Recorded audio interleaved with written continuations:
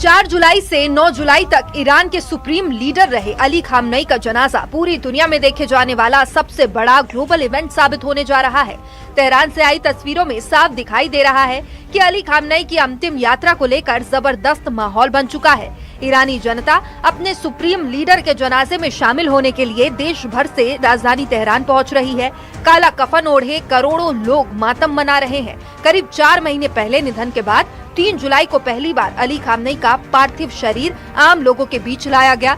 इसके साथ ही उनकी 7 दिन की अंतिम यात्रा शुरू हो गई है। लेकिन इस बीच सबसे बड़ी खबर ये है कि ईरान को आशंका है अमेरिका और इजराइल खामनेई के जनाजे को निशाना बना सकते हैं। अंतिम विदाई से पहले तेहरान से लेकर वॉशिंगटन और तेल अवीव तक धमकियों और बारूद की गूंज सुनाई दे रही है। ईरान की सेना ने खुला दावा किया है कि जनाजे पर हमले की साजिश रची जा रही है। ईरान के जॉइंट मिलिट्री कमांड खातम अल अंबिया के चीफ कमांडर अली अब्दुल्लाही ने अमेरिका और इजराइल को सीधी चेतावनी देते हुए कहा कि 7 दिनों के राजकीय शोक के दौरान अगर किसी भी तरह की हिमाकत हुई तो उसका अंजाम बेहद खौफनाक और पछतावे से भरा होगा।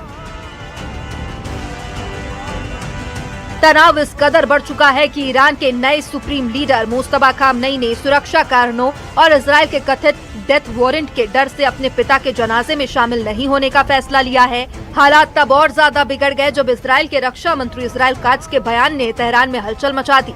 दावा किया जा रहा है कि इजरायली रक्षा मंत्री ने कहा ईरान के नए सुप्रीम लीडर मुस्तफा खामनेई उनकी हिट लिस्ट में है और उन्हें जिंदा नहीं छोड़ा जाएगा। अयातुल्ला अली खामनेई को मौत के 4 महीने बाद आखिरकार कब्र नसीब होगी।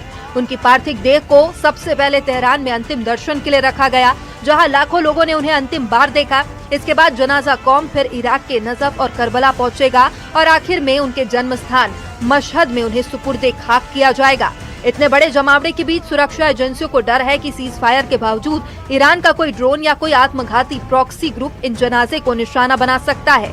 माना जा रहा है कि 48 से 72 घंटे पूरे पश्चिम एशिया के लिए बेहद संवेदनशील हैं और एक छोटी सी चिंगारी पूरे इलाके को फिर से भीषण युद्ध की आग में झोंक सकती है।